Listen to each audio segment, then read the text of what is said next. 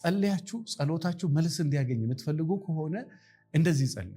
እድሜ ልክ በህይወታችሁ የሚጠቅማችሁና አንድ ቀን አመሰግናለሁ ብላችሁ ትደውላላችሁ። ምንድነው?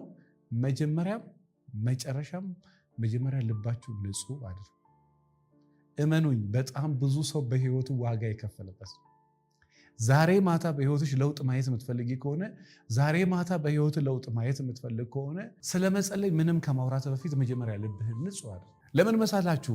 ለእግዚአብሔር የሆነ ነገር ማቅረቢያ መሰዊያው ያ ልብ ነው። አንተ ያን መሰዊያ ንጹህ ካልሆነ እዛ ላይ ዳይመንድም አቅርብ፣ ወርቅም አቅርብ፣ ልብህንም አውጥተህ ስጥ። መሰዊያው ንጹህ እስካልሆነ ድረስ የምትሰወው ነገር በታሪክ ንጹህ አይሆንም። ለዛ ነው ማንም ከእናንተ ለእግዚአብሔር ቤት መባ ማስቀመጥ ቢፈልግ መባውን አስቀምጦ መጀመሪያ የተጣላው ሰው ካለ ቂም የያዘበት ሰው ካለ ሄዶ ይታረቅ።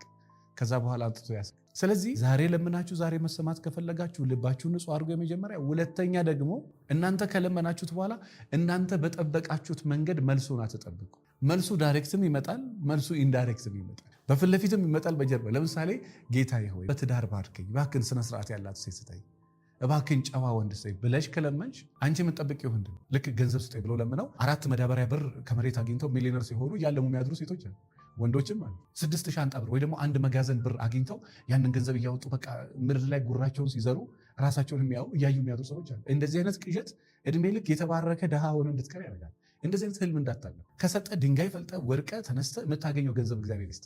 ፊል ታደርገዋለህ። ለፍተ የበላኸው ደክሞ የበላኸው ምግብ እንደሚጣፍጠው ነው።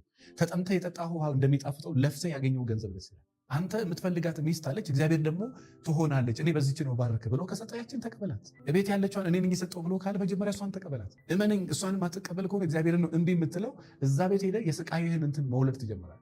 መረጋጋት ከሰጣችሁ፣ ስሜት ከሰጣችሁ፣ አይምሮ ከሰጣችሁ፣ ትምህርት ከሰጣችሁ፣ ተወዳጅነት ከሰጣችሁ፣ ተቀባይነት በሰው ዘንድ ማግኘት፣ በሰው ፊት ለፊት ሞገስ ከሰጣችሁ ያ ትልቅ ስጦታ ነው። ስለዚህ ባርከኝ ብለህ ለምነህ ኢንዳይሬክት ተባርከ መባረክህንም ማታቅ ከሆነ ይሄ አላዋቂ ነው። አለማወቁን ደግሞ አያውቅም። እንደዛ ማለት ለማወቅ ደግሞ አይፈልግም። ሶስተኛ ስተት ነው።